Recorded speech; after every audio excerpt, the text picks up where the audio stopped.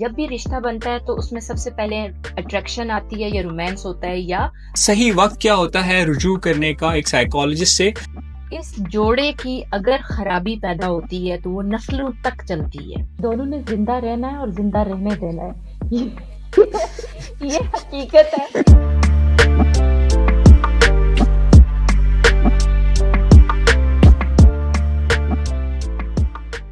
अस्सलाम वालेकुम नाजरीन, हेल्थ कास्ट पॉडकास्ट के एक नए एपिसोड के साथ हाजिर है। उम्मीद करते हैं आप खैरियत से होंगे। आज हम बात करेंगे उन तमाम अज़दवाजी मसाइल के अंदर होने वाली खराबियां और इसके अंदर एक साइकोलॉजिस्ट क्या किरदार अदा कर सकता है मेंटल हेल्थ के पॉइंट ऑफ व्यू से। और इस पर बात करने के लिए हमारे साथ आज मौजूद हैं सोबिया खतीब। अस्सलाम वालेकुम मैडम। वालेकुम अस्सलाम। Thank you so much mister Kafeel. Thank you. Madam, सबसे पहले नाजरीन को अपना तारुफ करवा दें। Thank you so much mister Kafeel. जैसे आपने कहा ना अज़दवाजी मसाइल और अज़दवाजी जिंदगी दोनों ठीक है मेरे ख्याल से। अज़दवाजी जिंदगी के साथ ही जिंदगी के मसाइल शुरू होते हैं, तो उसी पे काम करते पिछली एक दहाई हो चुकी है मुझे। शोबे के एतबार से I am a clinical psychologist, psychosexual health therapist in Pakistan, one and only. Try कर रही हूँ अपनी एक ऑर्गेनाइजेशन के बहुत से प्रोग्राम्स खोल के काम करने पे, जो कि नफ्सियाती मसाइल की आगाही और इलाज मुआवजे पे काम करते हैं। हमारी ऑर्गेनाइजेशन लास्ट 5 सालों से रजिस्टर्ड होके प्रॉपरली पाकिस्तान के डिफरेंट इलाकों के अंदर आगाही की मुहिम के साथ-साथ जो हमारी सर्विसेज़ हैं, सर्विसेज़ के हवाले से भी हम ट्राई कर रहे हैं कि क्लिनिकल साइकोलॉजी और जो है, जैसा आप आज बड़ा इंटरेस्टिंग टॉपिक भी आपने चूज़ किया है, इसी टॉपिक को लेके हम चाह रहे हैं कि हर घर के अंदर, हर गृहस्थी को बेहतर तरीके से बसाया जाए और ट्राई किया जाए कि मेंटल हेल्थ की अंडरस्टैंडिंग लेके घरों को खुशगवार बनाया जाए। Thank you. That's nice, that's nice. नाजरीन को इस हवाले से आगाह करें कि जोड़ों के अंदर जो जोड़ा होता है लाइक हस्बैंड और वाइफ, इसमें मसाइल किस किस्म के हो सकते हैं और उसको नॉर्मलाइज करने के लिए क्या एहतियाती तदाबीर आप जो है प्रेफर करती हैं? अच्छा कफील, बहुत शुक्रिया। जोड़ा यानी खुदा ताला ने ये वर्ड भी बहुत अपनी एक वर्स में भी यूज किया है कि थर्ड पार्टी की उसमें फिर इन्वॉल्वमेंट का नहीं कहा जाता। ये एक बुनियादी रिश्ता है। जब से देखें कायनात वजूद में अपने आई है, जब वजूद में आने के साथ इंसानियत को जब वजूद में लाया गया, तो ये पहला एक बुनियादी रिश्ता है जिसकी बुनियाद रखी गई है, मियाँ बीवी। इस जोड़े की अगर खराबी पैदा होती है तो वो नस्लों तक चलती है। और अगर फर्ज किया इस जोड़े के अंदर मिजाज की तब्दीली, मिजाज का प्रॉब्लम, आप देखें कि हर घर के अंदर जो सीधा सीधा हम कपल मसाइल जिन्हें कहते हैं ना, फाइनेंशियल इश्यूज हैं, फैमिली इश्यूज हैं, रिलेटिव्स इश्यूज हैं, पर्सनालिटी के इश्यूज हैं, बच्चों के इश्यूज हैं, उनके आने वाले फ्यूचर को लेके इश्यूज हैं, उनके अपने हेल्थ इश्यूज हैं। तो इश्यूज तो हर तरह के, आप जैसे मसाइल की बात करते हैं ना, वो एक जोड़ा मसाइल से जकड़ा होता है। और उस जोड़ा वो फाइट कैसे करता है, ये असल उसकी स्ट्रेंथ होती है, असल उसकी पावर होती है। इसीलिए कहा जाता है कि कपल थेरेपी का सबसे पहला रूल है कि कपल इस चीज को एक्सेप्ट करे कि they wanted to improve themselves.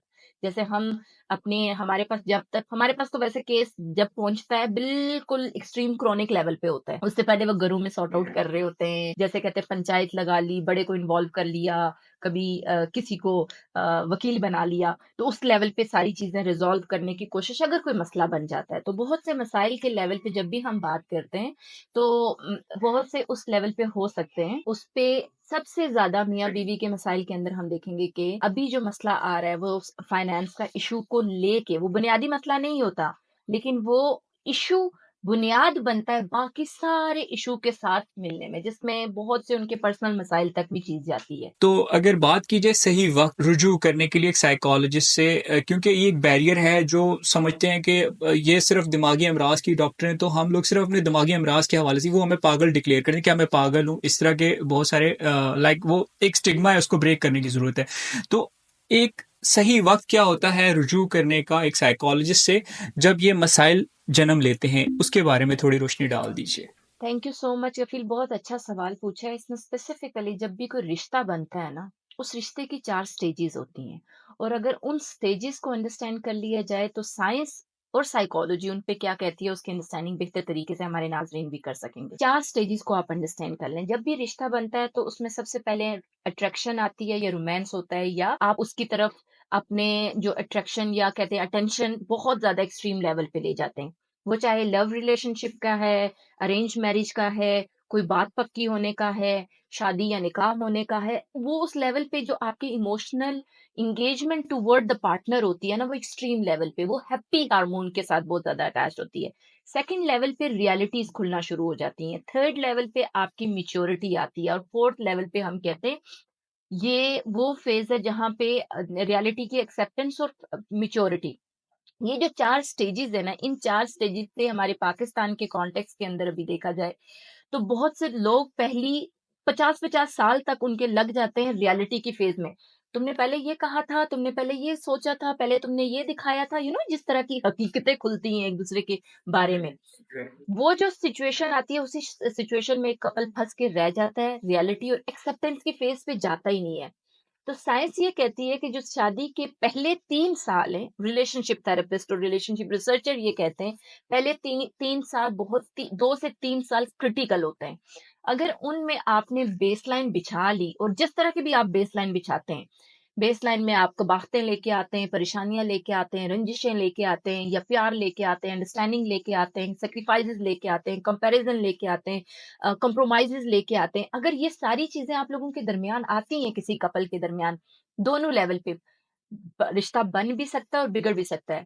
और साइंस अभी ये भी कहती है कि जो सबसे ज़्यादा अगर मुश्किलात रिश्ते में पैदा हो जाती हैं, तो वो 3 साल के अंदर-अंदर तलाक़ें हो जाती हैं। पाकिस्तान के स्टेटस में देखा जाए तो सबसे ज़्यादा जो डाइवोर्स की रेट है वो अर्ली मैरेजेज़, मैरिज हुई, कुछ दिन चली, द दाब-दड़क्का हुआ, 2 साल शादी चली और उसके बाद फिर अलग हो गई पार्टनर्स। तो वो जो एक-दूसरे पार्टनर की अंडरस्टैंडिंग है, एक-दूसरे को साथ लेके चलना है और हमारे पास वो इंस्टीट्यूट भी नहीं अब रहे।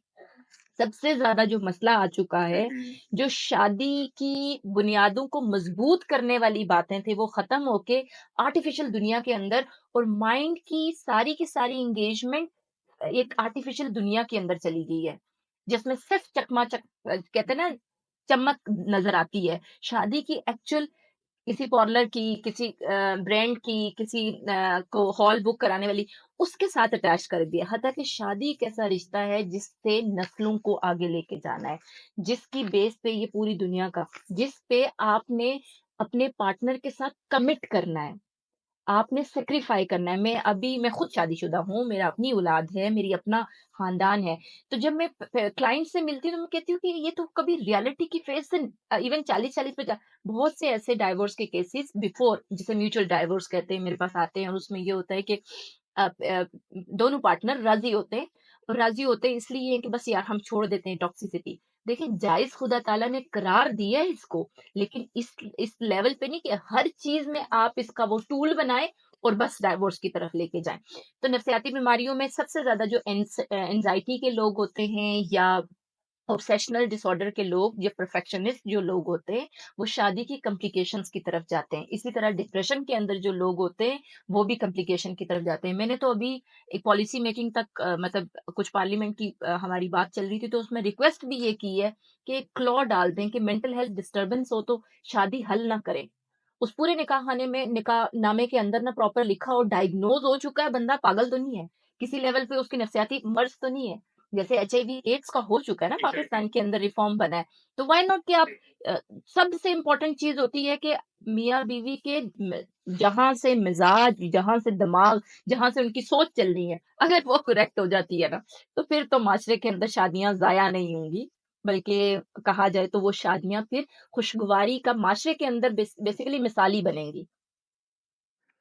मैं कुछ ज़्यादा इसमें कह गई हूँ लेकिन क्योंकि ये मेरे दिल के बहुत करीब टॉपिक है एक्चुअली ये टॉपिक ऐसा है जिसका मैं कहती हूँ कि मेरी तो अब ज़िंदगी आगे इसी के नाम है। शादीशुदा जोड़ों को ठीक करना है मैंने बस। कि अगर हम घर में कुछ ऐसी प्रैक्टिसेस जो क्योंकि रिलेट करती हैं आपकी मेंटल प्रॉब्लम से, तो उस हवाले से आप बता दें कि अगर कोई अपने प्रैक्टिस करना चाहता है, लाइक कोई एक्सरसाइज आप रेकमेंड करें, उस हवाले से प्लीज़ आप बता दीजिए। सबसे पहले तो अपने हस्बैंड, अगर आप हस्बैंड हैं तो हस्बैंड को एक्सेप्ट करें कि वो आपका मियाँ है, रिश्ते को एक्सेप्ट करें। हम एग्जैक्ट। रिश्ते के साथ-साथ वो अगर इंसान उसमें ख़ामियाँ हैं ना, उसको एक्सेप्ट करें। कोई भी परफेक्ट या कोई ऐसा, जैसे कहते हैं दूध का धुला, मैं ये लफ्ज़ अपने पेशेंट के साथ भी यूज़ करती हूँ। पाकिस्तानी कॉन्टेक्स्ट में ये लफ्ज़ जो है ना, ये एग्ज़ैक्टली हकीकत बताता है। औरत, मर्द दोनों एक-दूसरे की एक्सेप्टेंस के लेवल पे पहली एक्सरसाइज़ तो ये है। वो इंसान है, अगर आदिल है, शेख है, सुमेरा है, सारा है, जितने नाम भी आप ना ले लें, एक दूसरे की एक्सेप्टेंस, उसे इंसान के तौर पर पहले लें। दूसरा, उसे बेटा है तो उसको बेटे के तौर पर भी लें, क्योंकि ज्यादातर होता है फिर हस्बैंड सेंटर्ड हो जाता है, उससे कॉम्प्लिकेशंस बहुत बनना शुरू हो जाती हैं। जो उसके बाकी के रिश्ते हैं उसमें उसे स्पेस दें।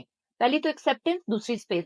हमारे यहाँ बहुत ज्यादा स्पेस दे के एक्स्ट्रा मैरिटल रिलेशनशिप की तरफ जाया जाता है, और बहुत ज्यादा खींच के बेनी मरीज बना दिया जाता है। हमने हम बेसिकली, मैंने अभी तक ये चीज ऑब्जर्व की है कि हम इस रिश्ते को नॉर्मलाइज कर ही नहीं सके। हम दोनों एक्सट्रीम्स पे रहते हैं इस रिश्ते की, या तो बहुत ही डरे हुए रहते हैं या बिल्कुल बेदास, कहते हैं कि यार जो करना है कर लो। दोनों क्लासेस आती हैं मेरे पास। तो उसमें सबसे इम्पोर्टेंट ये चीज है कि जब आप घर एक दिन, मैं यूजुअली जब हस्बैंड भी आता है तो मैं उससे ये सिर्फ इतनी रिक्वेस्ट करती हूँ कि ये जो आपकी एक्सपेक्टेशन है ना बहुत ज्यादा अपने रिश्ते से, कि उसे ये भी करना चाहिए, उसे ये भी करना। और एक चीज अभी के माशरे के अंदर सबसे ज्यादा ये भी हो, औरत ड्यूल रोल भी करना चाह रही है। तो उन दोनों लेवल पे एक्सेप्टेंस होगी, एक दूसरे को असेस कर लिया, एक दूसरे को इंसान समझा, इंसान समझने के साथ उसके जो रोल्स एंड रिस्पॉन्सिबिलिटीज हैं उसको भी ऑन करना शुरू कर दिया, अपने अपने काम शुरू कर दिए।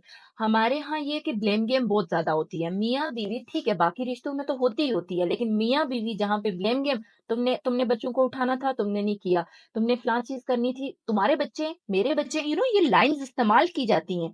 तो जब आप ब्लेम गेम से बाहर निकलना शुरू कर देंगे तो आप बेहतर तरीके से रिश्ते को, अपनी अपनी रिस्पॉन्सिबिलिटीज को अगर निभाना, साइकोलॉजिकली इंसान एक दूसरे से दूर इसलिए भी होना शुरू हो जाता है कि आप जब उसके खिलाफ या उसकी मर्जी के खिलाफ, जैसे ज्यादातर होता है ना मर्जी के खिलाफ सारी चीजें, बीवी अगर मर्जी के खिलाफ अपनी अपनी चीजों बेशक दुरुस्ती कर रही हो, इसी तरह से मियाँ अगर अपनी मर्जी के, उस औरत की मर्जी के खिलाफ कुछ कर रहा है, अपनी बहन के यहाँ जा रहा है, अपने बाप के यहाँ जा रहा है, या उनको फैसिलिटेट करने की कोशिश कर रहा है, ये जो मैं बात कर रही हूँ, ये आप अंडरस्टैंड कर भी रहे होंगे, ये वो चीजें हैं जो जहनी बीमारियों की तरफ लेके जा रहे हैं हमारे माशरे को। और हर घर के अंदर सास बहू की लड़ाई अपनी जगह है, मियाँ बीवी के अपने।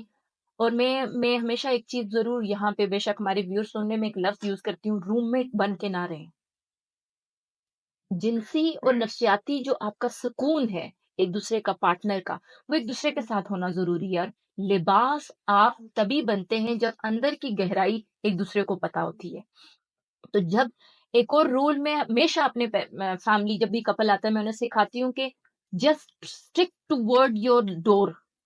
अगर इससे बाहर चीजें जाती हैं तो वो तीसरे बंदे की, चाहे वो कोई भी क्लोज वन है, उसका जो पॉइंट ऑफ व्यू है, अगर लड़की वाले हैं तो वो लड़की की तरफ इंक्लाइन होता है, चाहे कुछ भी हो जाए। लड़के वाले हैं तो लड़की की तरफ इंक्लाइन होता है। तो whenever you people are fighting for each other, then third party can't come. और वो जो रिजॉल्व है, कॉम्प्लिकेशन है, एंड स्टेज तक रिश्ते को लेके जाने के बजाय आप रिश्ते को बचा सकते हैं किसी बड़े कगार से। हमारे यहाँ की अभी फैमिलियां सबसे ज्यादा हसाल होती हैं, बच्चा भी पैदा कर लिया जाता है, सब चीजें हो जाती हैं, चार चार बच्चे। अभी मेरे पास आपके इस रिकॉर्डिंग से पहले हमारी जो चल रही थी, एक केस चल रहा था, उसमें बेसिकली चार बच्चे, एडिक्शन का केस इतना ज्यादा हो गया है। अब बीवी डिसाइड नहीं कर पा रही, म्यूचुअल डाइवोर्स पे उन्होंने अपनी चीज को फाइल किया हुआ है, डिसाइड नहीं कर पा रही कि आगे मैं बच्चों को किसके सहारे छोड़ के जाऊं। और वो टॉक्सिक रिलेशन में रहना भी नहीं चाहती, और डेफिनेटली टॉक्सिसिटी इतनी बढ़ चुकी है कि जहां पे वापसी का चांस नहीं है। तो वहां पे फिर खानदान बिखरते हैं, वो दोनों तो बिखरे ही बिखरे, वो चार बच्चे, वो जिंदगियां आगे क्या पोस्ट ट्रोमेटिक स्ट्रेस डिसऑर्डर लेके जाएंगे, एंजाइटी डिसऑर्डर लेके जाएंगे, आगे अपने खानदानों को कैसे चलाएंगे। तो there are so many things इस बुनियादी रिश्ते के साथ जुड़ी हैं, जो मियाँ बीवी का रिश्ता है। कन्फ्लिक्ट के बारे में कि कन्फ्लिक्ट मैनेजमेंट, अब लॉन्ग टर्म रिलेशनशिप में ऐसा तो हो नहीं सकता कि कन्फ्लिक्ट ना आए, तो उसके कन्फ्लिक्ट रिजॉल्विंग की स्ट्रैटेजीज बता दें। एक हैप्पी मैरिज लाइफ में अगर आपने दोनों ने जिंदा रहना है साथ और एक लॉन्ग टर्म तक जिंदा रहना है, तो उस कॉन्फ्लिक्ट को रिजॉल्व करने के बारे में कुछ स्ट्रैटेजीज, कुछ टिप्स दे दें प्लीज़। दोनों ने जिंदा रहना है और जिंदा रहने देना है। ये हकीकत है। इसको पहले एक्सेप्ट कर लेना चाहिए पार्टनरशिप के लेवल पे, कि उसको भी सुकून देना है और खुद को भी सुकून देना है। तभी जाके ये निजाम चल सकेगा, ये रिश्ता भी चल सकेगा। यूजुअली ये होता है कि उसकी जिंदगी अजीरन बना के अपनी बनानी ही बनानी होती है, और हेल्थ इश्यूज बहुत ज्यादा राइज होते हैं। देखें, सबसे ज्यादा मर्दों में ना दिल का प्रॉब्लम होता है और खवातीन में डिप्रेशन होता है। तो दोनों लेवल पे जब आप बायोलॉजी देखते हैं तो होता है। कन्फ्लिक्ट मैनेजमेंट इस लेवल पे हो सकती है कि सबसे पहले तो जो कन्फ्लिक्ट है उसका जो ट्रिगरिंग लिस्ट है, मैं हमेशा कहती हूँ कि आप ट्रिगर लिस्ट जो है ना, ट्रिगर हो रहा है किधर से, किसी पार्टनर, किसी थर्ड पर्सन की वजह से ट्रिगर आ रहा है, किसी फाइनेंशियल इशू की वजह से ट्रिगर आ रहा है, अपनी पर्सनालिटी या आपके मिसकंडक्ट, बात का आपकी शादी से पहले जो हरकत हुई होती हैं या ऐसी बातें हुई होती है अगर शेयरिंग में आ जाती हैं, ये एग्जांपल के तौर पर ये केसेस रिपोर्ट होते हैं और एंड टाइम पे सिर्फ मेरा कंगा यहाँ पड़ा हुआ था यहाँ क्यों रख दिया, उसकी बेस पे भी लोग डाइवोर्स फाइल करते हैं। सो बहुत सी चीजें ऐसे लेवल पे हो रही होती हैं। कन्फ्लिक्ट तो छोटी सी बात से बड़ी सी कन्फ्लिक्ट एक्चुअली वो मसला है जिसको आपने मरकज बनाना है और मरकज बना के कहना है कि बस इसी के गिर्द चक्कर लगाने या इसको सॉर्ट आउट करना है, इसको बंद करना है, अगले चैप्टर पे जाना है। तो पहली तो चीज ये कि डिसाइड करें कि वो सोल्यूशन की तरफ बेस्ड करता है कि ये नहीं करता, वो किसकी तरफ से है, एक्सटर्नल प्रॉब्लम है या आप लोगों के अंदर का प्रॉब्लम है। यूजुअली पूरी पूरी जिंदगियां लोग गुजार देते हैं एक दूसरे पे पॉइंटिंग करने के लिए। तो कंफ्लिक्ट मैनेजमेंट के लिए चार चार रूल होते हैं। एक रूल ये आपने आइडेंटिफाई किया, सेकंड रूल पे आप जाते हैं कि उसको एड्रेस करते हैं, और एड्रेस करने के लिए बम्बार्डमेंट दूसरे पार्टनर की तरफ ही नहीं, या सिर्फ बाज का लोग अपने आप को इतना मफलूज, इतना मजबूर, इतना बेचारा दिखा देते हैं या बेचारी दिखा देते हैं कि मैं ही सारी चीजों। तो उसकी बेस पे क्या होता है कि वो कंफ्लिक्ट मैनेजमेंट की तरफ नहीं जाता, वो मजीद स्ट्रेस लेवल पे लेके जाता है। तो कंफ्लिक्ट मैनेजमेंट के लिए अगर फर्स्ट के तीन चार सादा सादा कुलिए जिंदगी, अब जो लेवल आ चुका है ना जिंदगी का, मैं कहती हूँ कि अगर फर्ज किया अगर आपने जिंदगी गुजारनी है तो वो सादा जो है, डायरेक्ट वे में जो है, वो नॉर्मल वे में टैकल करें। लोग एम्बिग्युइटी जो हो जाते हैं, होल्ड कर लेते हैं उन ग्रजेस को, होल्ड करते करते, और मियाँ बीवी में सबसे ज्यादा प्रॉब्लम होता है जब होल्ड कर लिया जाता है। ऑन टाइम मुनासिब वक्त ढूंढा और बात की, और बात करने के बाद उसको, जैसे दो रूल हमने रिसर्च भी की रिलेशनशिप जो लव बर्ड होते हैं उनके अंदर, और उसके बाद हमने फाइंड किया कि अगर वो फॉरगिवनेस और फॉरगेटफुलनेस पे जाते हैं, जैसे भूल के खत्म किया बात को, एक्सेप्ट किया, आगे चले, तो शादीशुदा जोड़ों के अंदर भी ये चीज सबसे ज्यादा एक्सेप्टेंस, तो कंफ्लिक्ट मैनेजमेंट के रिजॉल्व होके आगे के चैप्टर्स खुलते हैं।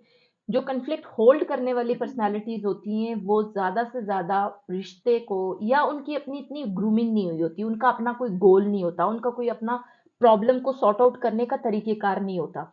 तो सोल्यूशन के लिए किसी एल्डर वन को जो एतमाद वाला है, थोड़ा न्यूट्रल है, और स्पेसिफिकली हम थेरेपिस्ट की रिकमेंडेशन जरूर करते हैं कि जब आपको लगे कि ऐसा कंफ्लिक्ट हो चुका है, जो कि माँ को बताएंगे तो मसला हो जाएगा, बाप को बताएंगे, नंद को बताएंगे, किसी को, तो वो मसला, वो थर्ड पार्टी इन्वॉल्वमेंट जो है वो मजीद कम्प्लिकेट करेगी। तो go for a neutral person, चाहे वो मैरिज काउंसलर है, थेरेपिस्ट है, साइकोलॉजिस्ट है, इवन बहुत से आपके पड़ोसी ऐसे लोग होते हैं जो सेंसिबल बात रख रहे होते हैं। तो कंफ्लिक्ट को मैनेजमेंट पे लेके जाना है, और मैनेजमेंट हल ये है स्मॉल स्टेप्स के साथ लेके जाएं। स्मॉल स्टेप में ये है कि आप स्टार्ट करें कहीं से, उसे बड़ा बदबूदार ढेर बना के फिर ना खोलें कि ऐसा खुला फिर सबके नाक सड़े और कहें ओ मैं बात नहीं कर सकता, एक दूसरे को चैप्टर बंद करते हैं और साइड पे दरवाजे लॉक मुंह पे मार दिए जाते हैं।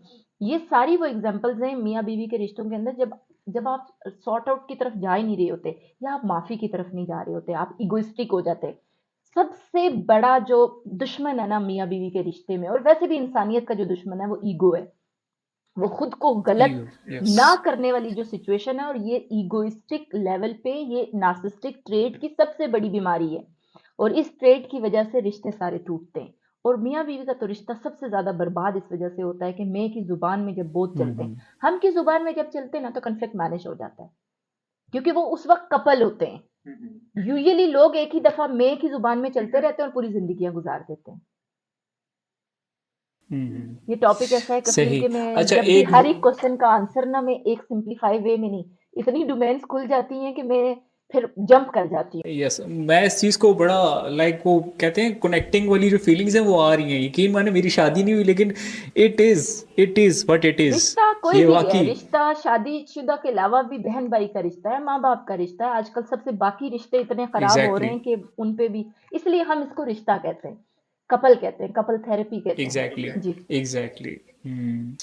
अच्छा, अगर बात की जाए लाइक मैडम सोबिया खतीब क्वेकरी की, अब क्वेकरी अताई अब दूसरे जो मेडिकल के शोबे हैं उसमें तो बहुत सारे हमारे एक्सपोज होते हैं, लेकिन ये वाहिद ऐसा शोबा है जहाँ पर इन लोगों को एक्सपोज उस तरीके से नहीं किया जाता। तो उन लोगों के बारे में जो अपने घरेलू मसाइल लेके जाते किसी बाबे के पास, किसी आंटी के पास, किसी खाला के पास, किसी दम वाली के पास, उनके बारे में आप क्या कहना चाहती हैं कि वो लोग किस तरीके से इस चीज़ से बच सकते हैं? देखिए, बिजनेस मार्केट हर जगह है, पैसा हर बंदा कमाना चाहता है। खुद कैसे बचना है, कौन सी दवाई खानी है या नहीं खानी, ये आप पे डिपेंड करता है। हमारे लोग इतना ज़्यादा इस लेवल पे सादा मिजाज हैं कि वो आजकल एक वायरल भी हुई हुई है ना वीडियो, जिसके अंदर वो बच्चा है, मोबाइल में वो गेम खेल रहा है। आई डोंट नो अभी तक आप तक पहुंची है। और वो अब थापड़ी दिए जा रहा है, जो खवातीन आ रही है थापड़ी दिए जा रहा है। और खवातीन अपनी जो टमी है, जो बच्चा मतलब बेसिकली उनकी डिलीवरी होने वाली है, तो उस पे भी थापड़ी लिए जा रही हैं। हमारे लोगों के जो माइंड सेट है ना बेसिकली, और बिलीफ सिस्टम जो है वो कमजोर हो चुके हैं। जब आपका बिलीफ और अकीदे में कमजोरी शुरू हो जाती है ना, तो फिर आप पीर बाबा चुफ चुफ ये सारी चीजें आपकी चलती हैं, इसके अलावा कोई और वैसे भी इंसान की जो अभी फितरत ज्यादा इस टेक्नोलॉजी के वर्ल्ड में सुस्त मिजाजी का, हम हर चीज को बस चाहते हैं एक क्लिक पे। और वैसे भी न्यूरो की एक्टिविटी साइंस ये कहती है कि जब इतना ज्यादा आप क्लिक करते हैं तो आप हर जिंदगी का पहलू, हर एक सेगमेंट आप कह रहे होते हैं क्लिक पे ही हो जाए। क्लिक पे मेरी बीवी खूबसूरत हो जाए, क्लिक पे मेरी बीवी चुप हो जाए, मेरा मेरा हस्बैंड के पास पैसे आ जाए। These are the expectation of fantasy life के अंदर जो रहना शुरू हो गए हैं ना, उसकी बेस पे क्या हो चुका है कि हमारे जो बाबे, ये क्वैकरी, ये जो अताई, ये इतना ज्यादा। और अभी तो हम हमारी ऑर्गेनाइजेशन की बेस पे, और हम डेफिनेटली लास्ट कुछ सालों से जो मेंटल हेल्थ की प्रमोशन के हवाले से, और मेंटल हेल्थ की जो अपने डिपार्टमेंट की मैं अगर बात करूं, तो हमारे यहाँ लाइसेंसशिप नहीं है। फैक्ट्री वहां पे भी बहुत ज्यादा है। हर दूसरा बंदा मोटिवेशनल स्पीकर और थेरेपिस्ट बन के बैठ गया है, और वो भी खानदान के खानदान तबाह कर रहा है। तो इसमें बहुत ज्यादा जो क्रेडिडेंशियल है, इसमें आपका सोशल निज़ाम कैसा है, आपका हेल्थ सिस्टम कैसा है, आपके स्टेक होल्डर कौन है एग्जैक्टली जो डिसीजन मेकर्स हैं, तो उनको हमने इन्वॉल्व किया, और वो कर भी रहे हैं। और वो अल्लाह करे कि पाकिस्तान के लेवल पे तो आप देखें कि हर चीज़, मैं नाउमीदी वाली बात नहीं कर रही, लेकिन हर सिस्टम के अंदर प्रॉब्लम्स है। इसीलिए मैं एक कॉन्सेप्ट समझाती हूँ कि इंफरादियत के लेवल पे अंडरस्टैंड, अपने अपने आप को बचाना शुरू कर दें। जब आप अपनी अपनी चीज़ों को सेव करना और समझदारी के साथ स्टेप लेना शुरू कर देते हैं ना, तो फिर माशरे के अंदर चेंज आना शुरू हो जाता है, अपनी रिस्पॉन्सिबिलिटी लेके। अब हर बंदा रिस्पॉन्सिबल, ओ फलां ने कहा था, मेरी साथ वाली ने कहा था कि वो पीर बाबा है, तो मैं चली गई वहां पे, करवाया तो काला जादू हो गया, ये हो गया, मेरा मियाँ मुझसे दूर हो रहा था फलां लड़की के साथ। These are the things they use to say to me. So मैं उनसे कहती हूँ कि where your is your own consciousness, where own, आपका अपना दिमाग किधर है। सो इस लेवल पे हर बंदा जितने भी है अपने दिमाग को यूज करना शुरू करेंगे, तो ये जो जितनी कबाहतें हम जिसको बढ़ोतरी दे रहे हैं वो कम होती जाएंगी, और बेहतर तरीके से रिस्पॉन्स होना शुरू हो जाएगा। जी नाज़रीन, तो ये थी हमारे साथ मैडम सोबिया ख़तीब। उम्मीद करते हैं इनकी दी गई हिदायत, इनकी दी गई जो भी सजेशंस हैं, मशवरे आपके लिए मुफीद साबित होंगे। इंशाल्लाह एक नए एपिसोड के साथ फिर हाज़िर होंगे। तब तक दीजिए इजाज़त, अपना बहुत सारा ख्याल रखिएगा। अल्लाह हाफ़िज़, स्टे सेफ, स्टे हेल्दी। अल्लाह हाफ़िज़।